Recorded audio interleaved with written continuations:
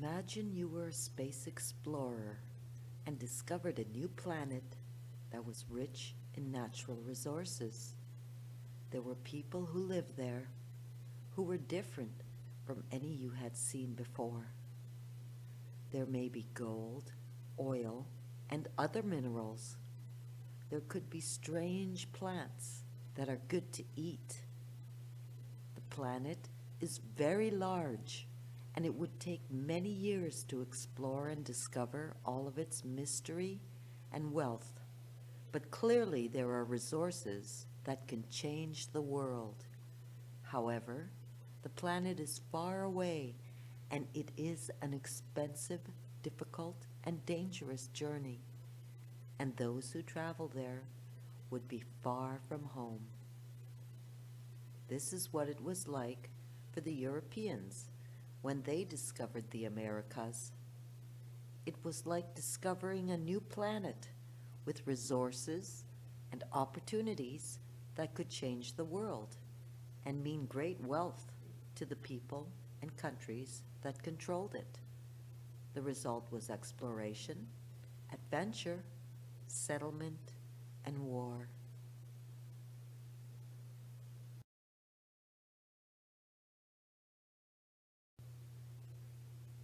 Canada's Aboriginal people.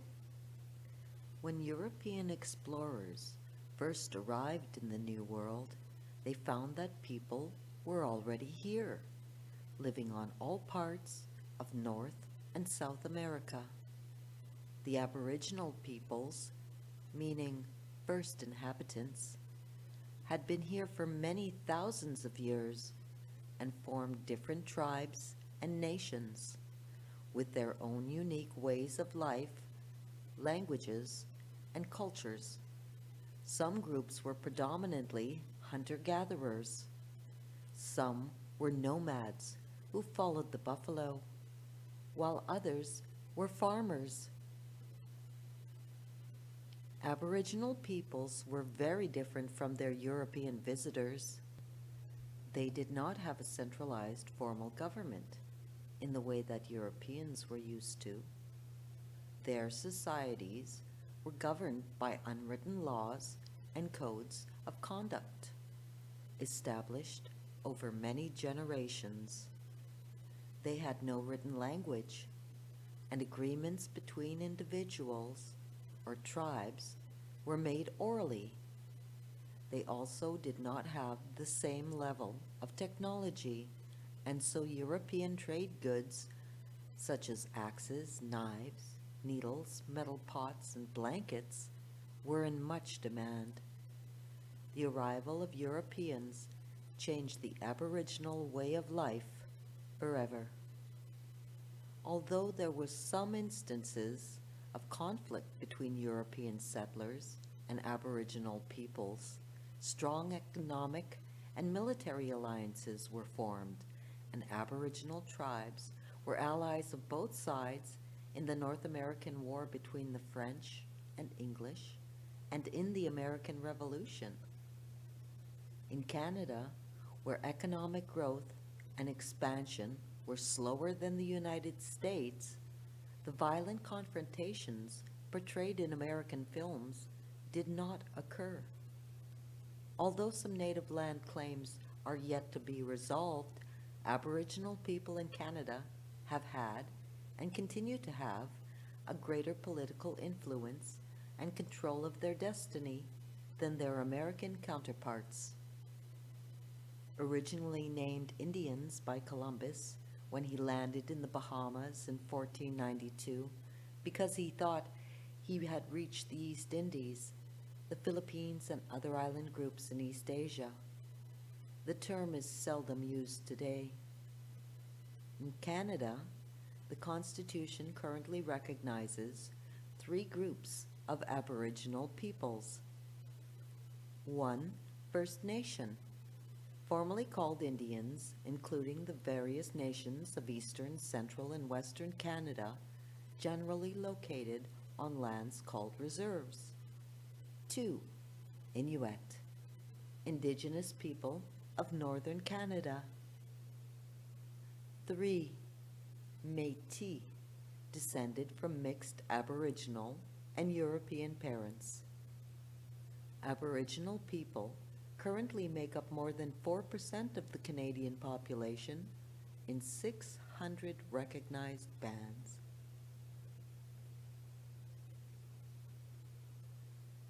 Estimates about how long Native peoples have lived in North America vary, as do theories about how they got here. Artifacts up to 12,000 years old have been found, and estimates place the arrival of Aboriginal peoples in North America between 12,000 and 30,000 years ago. North American Aboriginal peoples are thought to be genetically related to the people of Central Asia in the Alta region of southern Russia, northern China, Mongolia, and Kazakhstan. The most common theory is that about 13,000 years ago, near the end of the last ice age, the level of the ocean was lower because of the large amount of polar ice. At that time, the lands that are now Russia and Alaska were connected by a land bridge in the area currently covered by the Bering Strait. People walked across the land bridge, following herds of animals. Gradually, many of the people migrated southward, spreading out to all corners of North and South America, developing different customs to suit their environment, and even different languages.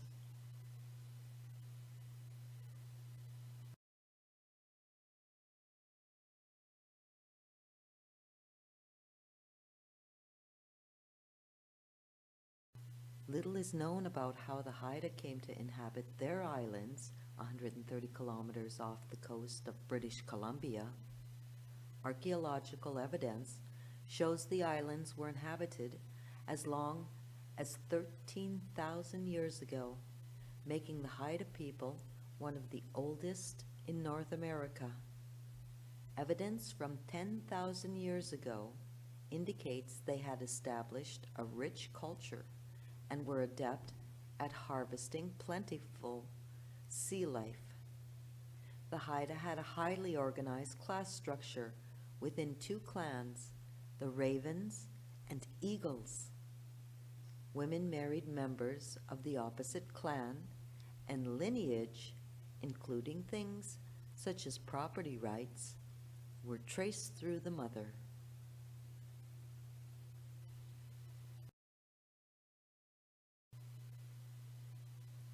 Early explorers. The continents of America are named for Amerigo Vespucci, 1454 to 1512, who was an Italian explorer, navigator, and cartographer, mapmaker. Shortly after the return of Columbus, Vespucci was involved with several voyages on behalf of Spain and Portugal. He was the first to discover that the lands were a new continent and not, as Columbus had supposed, the east coast of Asia, which is why the Americas bear his name. He also discovered that the continents went much farther south than previously thought.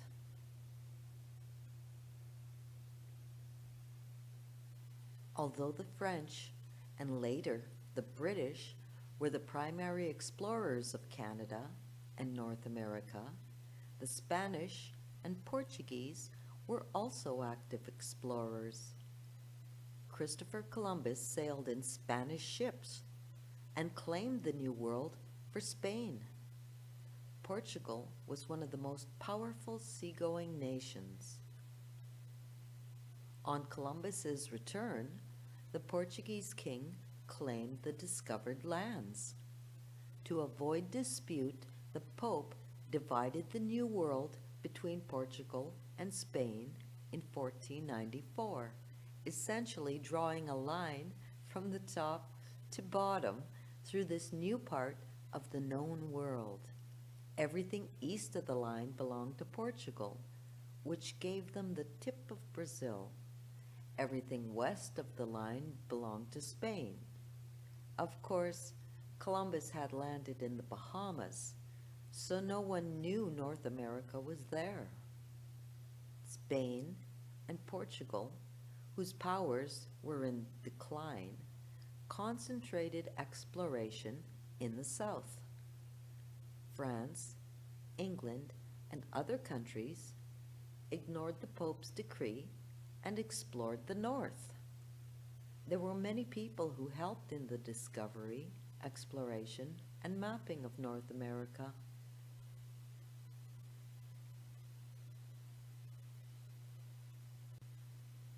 Columbus was not the first explorer to discover America.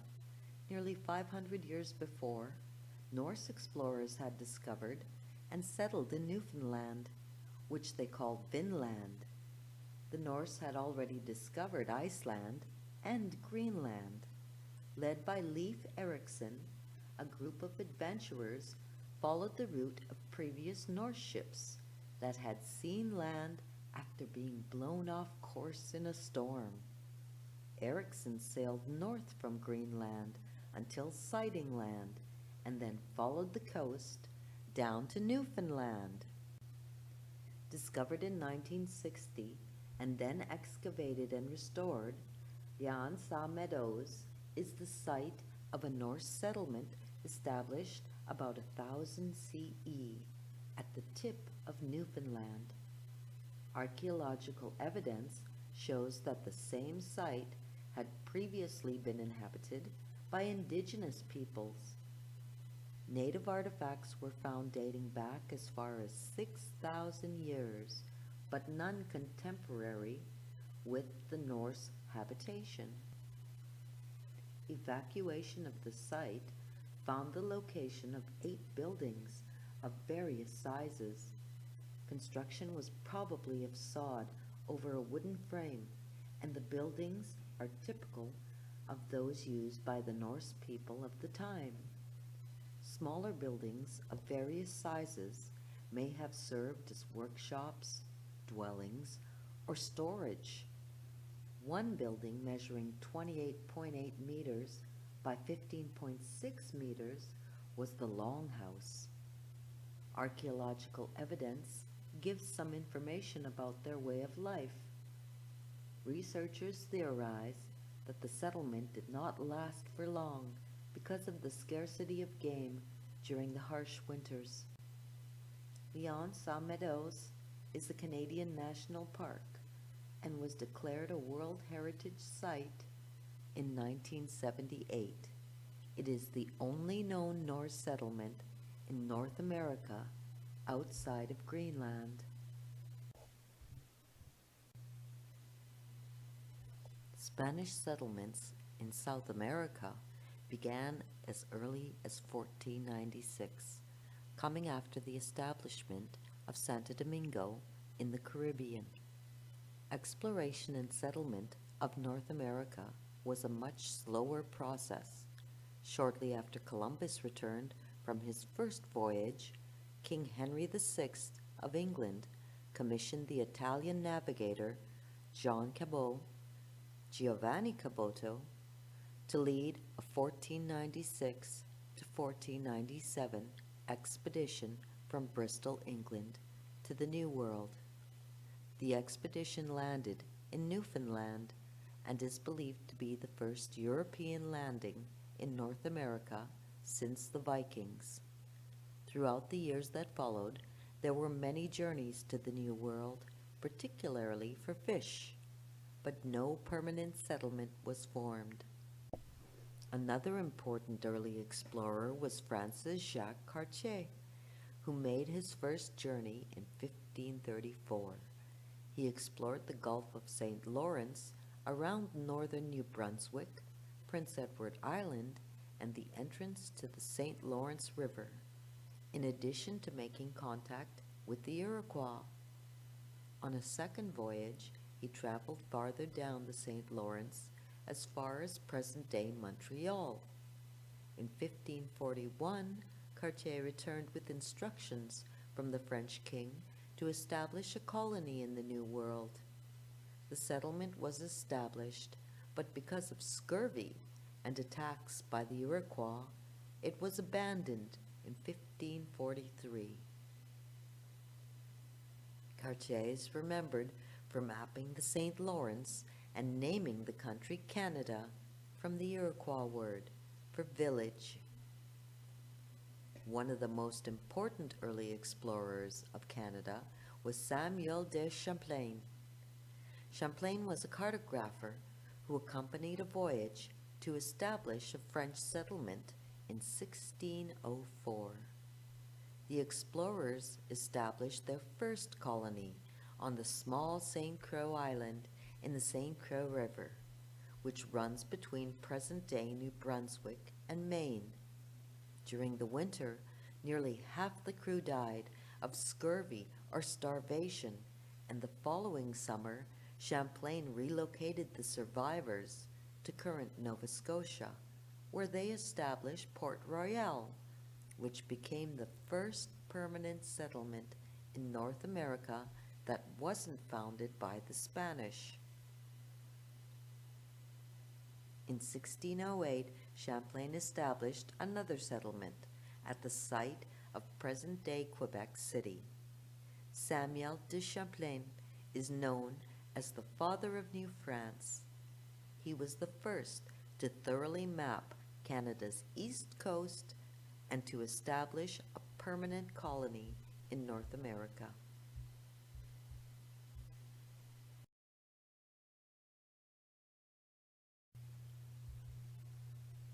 France and Britain. The first 200 years of settlement and expansion in North America was a story of skirmishes and war between the French and English that often mirrored conflicts between the two nations in Europe. From their small settlements in Port Arthur and Quebec, the French quickly expanded outward through the fur trade, which became the basis of the economy and enabled them to form strong alliances with First Nations people, in particular with the Mi'kmaq and Maliseet people of Nova Scotia and New Brunswick, which the French called Acadia, and the Algonquian and Huron people of Quebec and Ontario. In 1627, agriculture began to play an important role in New France. The feudal seigneurial system was introduced, in which large tracts of farmland were leased by seigneurs to habitants that worked the land. Nevertheless, immigration from France was slow. In total, only about 10,000 people came to settle and work the land. By 1663, there were about 16,000 French in North America, compared with nearly 70,000 British subjects. The French relied heavily on their First Nations allies in confrontations with the English. The British in the New World focused initially on fishing off Newfoundland.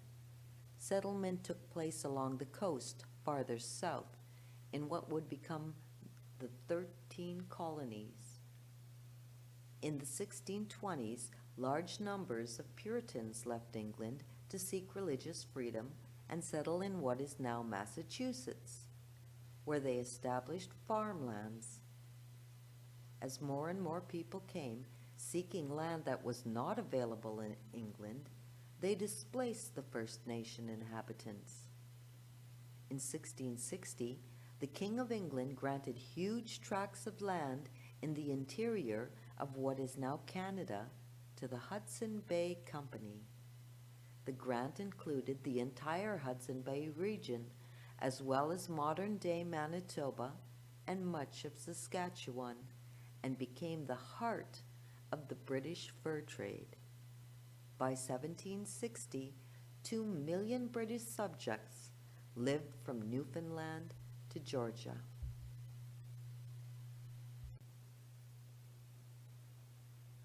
The French and Indian War was the colonial portion of the 7 Years' War fought in Europe from 1756 to 1763. It was the bloodiest and most widely fought American war in the 18th century, taking more lives than the American Revolution and involving people on 3 continents. The war was but one of many imperial struggles between the French and the English over colonial territory and wealth in North America and in Europe, as well as product of the localized rivalry between French and English colonists. The war began in November 1753, when a band of men led by a young Virginia major named George Washington entered Ohio Territory to deliver a message to a French captain, demanding that French troops withdraw from the area. The demand was rejected. In 1754, Washington received permission to build a fort near the present site of Pittsburgh. In May, after Washington's troops clashed with local French forces, the English colonists surrendered the meager fort they had built.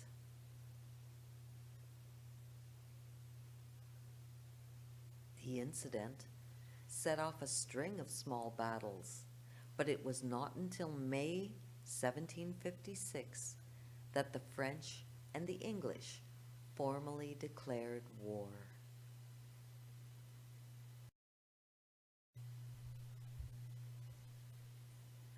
By September 1760, the British controlled all of the North American frontier. The war between the two countries was effectively over. The 1763 Treaty of Paris, which also ended the 7 Years' War in Europe, forced the French to surrender all of her American possessions to the British and the Spanish. The results of the war ended French political and cultural influence in North America. England gained massive amounts of land and vastly strengthened its hold on the continent. The war, however, also had other results. It badly eroded the relationship between England and Native Americans, and though the war seemed to strengthen England's hold on the colonies, in reality, it played a major role in the deteriorating relationship between England and its colonies that eventually led to the Revolutionary War.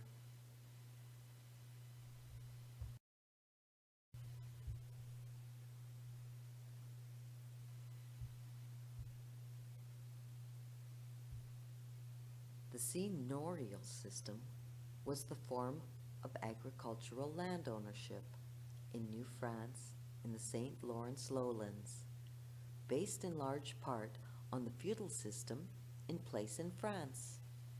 Under the system, large rectangular tracts of land 15 kilometers in length and 5 kilometers wide were granted to important colonists called seigneurs, who were usually former nobles or military officers.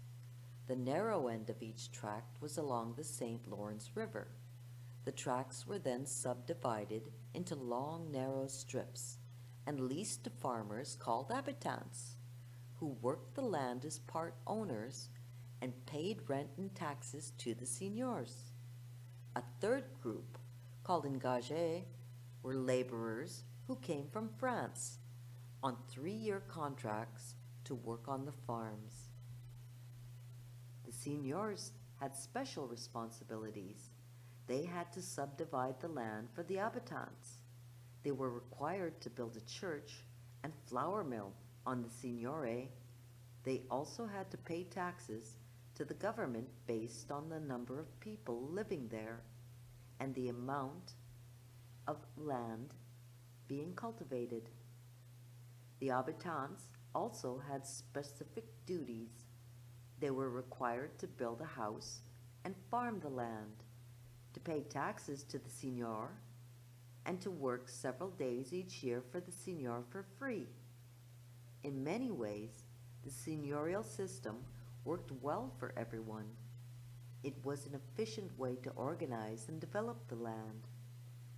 Seigneures benefited from the system with land, prestige, and income, although they had neither the wealth nor status of their counterparts in France. Habitants received substantial tracts of land, as well as greater income and independence than French peasants. 90% of the residents of New France, with the exception of officials and clergy, lived on seigneuries.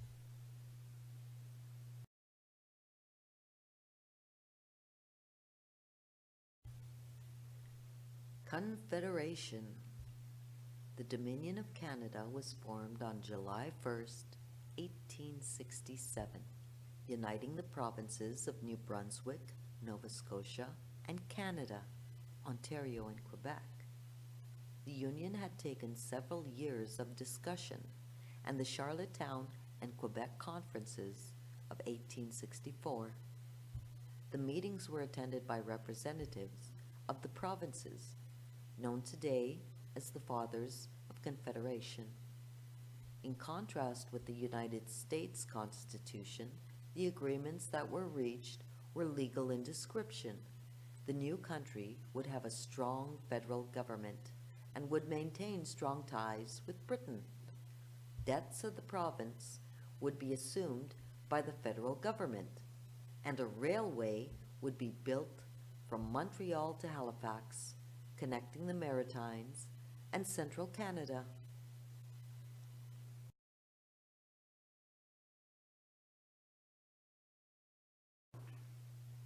Britain, who did not want the continued expense of providing military protection for the colonies, also supported the Union. Following approval by provincial legislatures, Canadian representatives traveled to England for the Conference of London. In 1867, the British North American Act, B.N.A. Act, officially created the country of Canada. Although Canada is now a separate country with its own government, it was still not completely independent. Britain retained control over foreign policy. In addition, the highest court of appeal was the Privy Council in Britain, and the Constitution was an act of British Parliament, which could only be amended in Britain. The Statute of Westminster in 1931 gave Canada full control of its destiny. In 1982, the Constitution was patrioted when a new Constitution was passed by the Parliament of Canada.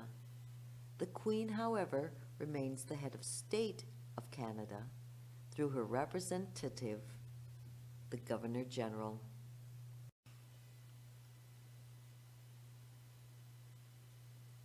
The dates Canadian provinces and territories entered Confederation.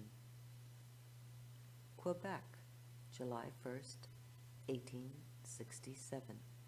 New Brunswick, July 1st, 1867. Nova Scotia, July 1st, 1867. Ontario, July 1st, 1867. Manitoba, July 15th, 1870. Northwest Territories, July 15th, 1870. British Columbia, July 20th, 1872. Prince Edward Island, July 1st, 1873. Yukon Territory, June 13th, 1898. Saskatchewan, September 1st, 1905. Alberta, September 1st, 1905. Newfoundland, March 31st, 1949. Nunavut, April 1st, 1999.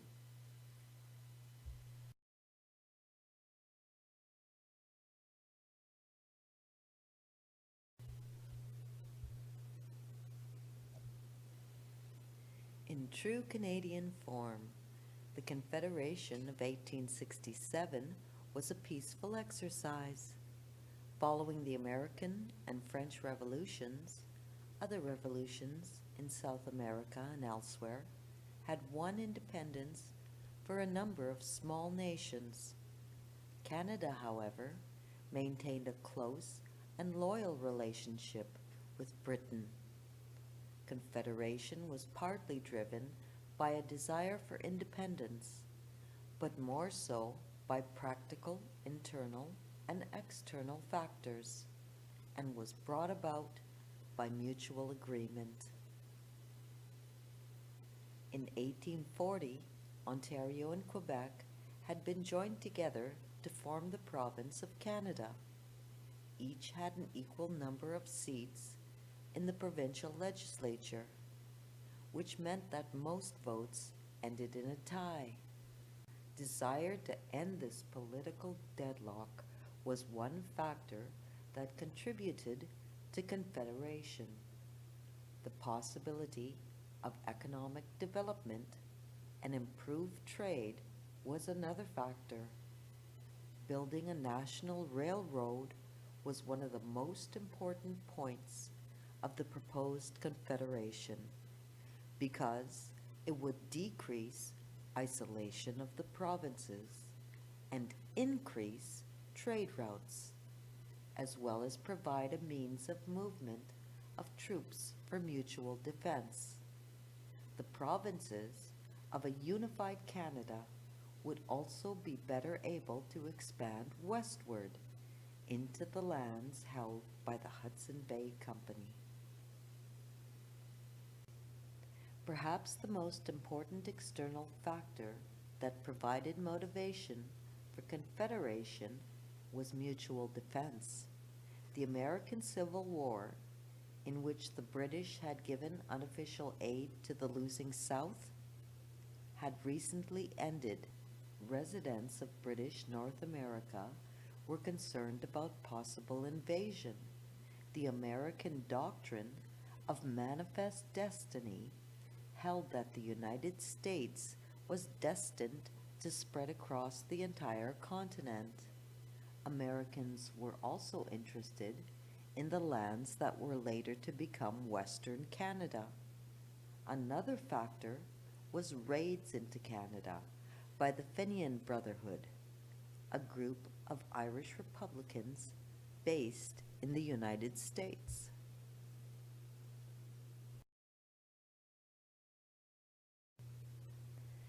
Canada has different levels of government.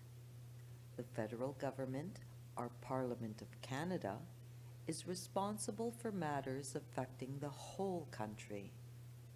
Provincial and territorial governments, called legislatures, are responsible for matters in their specific regions.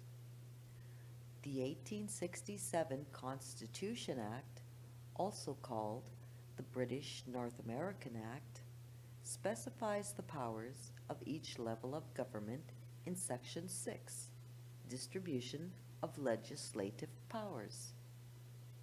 The Act states, "It shall be lawful for the Queen, by and with the advice and consent of the Senate and House of Commons, to make laws for the peace, order, and good government of Canada, in relation to all matters not coming within the classes of subjects by this Act, assigned exclusively to the legislatures of the provinces."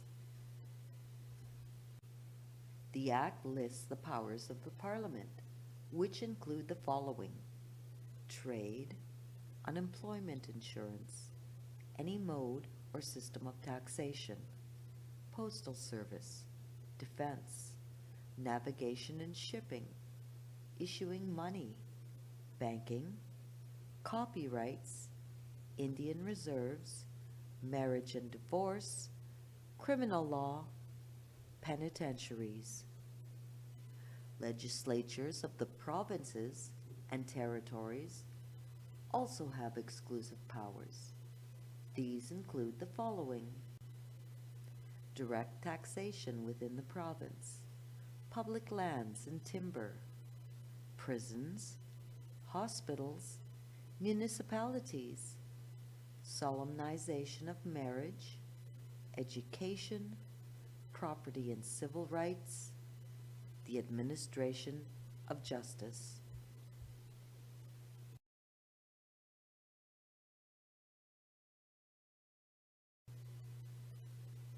Early prime ministers. In Canada, unlike the United States, people do not vote for the prime minister for an election. Instead, they vote for their member of parliament. The leader of the political party with the most members elected to parliament become prime minister. The first and one of the most famous prime ministers of Canada was Sir John A. Macdonald. He was a colorful figure who drank too much and was an excellent public speaker. He was also a visionary, the former premier of the province of Canada, Ontario, and Quebec. Macdonald was one of the fathers of Confederation.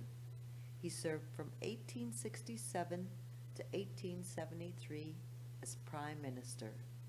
He was defeated by Canada's second Prime Minister, Alexander Mackenzie, who served from 1873 to 1878, but returned to power from 1878 to 1891. The following is an excerpt of a speech on January 1st, 1865, by Sir John A. Macdonald to the legislature of the province of Canada, Ontario, and Quebec. The subject is the discussions at the Quebec Conference with other provinces about joining together in Confederation.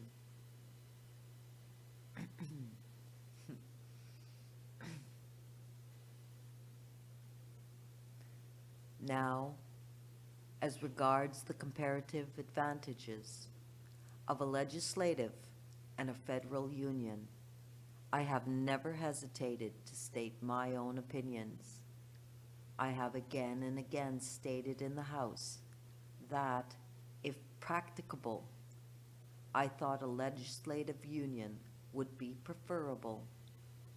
I have always contended that if we could agree to have one government and one parliament legislating for the whole of these people, it would be the best, the cheapest, the most vigorous, and the strongest system of government we could adopt. But on looking at the subject in the conference and discussing the matter as we did, most unreservedly and with a desire to arrive at a satisfactory conclusion, we found that such a system was impracticable. In the first place, it would not meet the assent of the people of Lower Canada, because they felt that in their particular position, being in a minority with a different language, nationality, and religion from the majority, their institutions and their laws might be assailed, and their ancestral associations, on which they pride themselves, attacked and prejudiced. We found, too, that though their people speak the same language and enjoy the same system of law as the people of Upper Canada, a system founded on the common law of England, there was as great a disinclination on the part of the various maritime provinces to lose their individuality as separate and political organizations. Therefore, we were forced to the conclusion that we must either abandon the idea of the Union altogether or devise a system of union in which the separate provincial organizations would be in some degree preserved. The conference having come to the conclusion that a legislative union, pure and simple, was impracticable, our next attempt was to form a government upon federal principles, which would give to the general government the strength of a legislative and administrative union, while at the same time it preserved that liberty of action for the different sections which is allowed by a federal union. And I am strong in the belief that we have hit upon the happy medium in those resolutions, and that we have formed a scheme of government which unites the advantages of both, giving us the strength of a legislative union and the sectional freedom of a federal union with protection to local interests.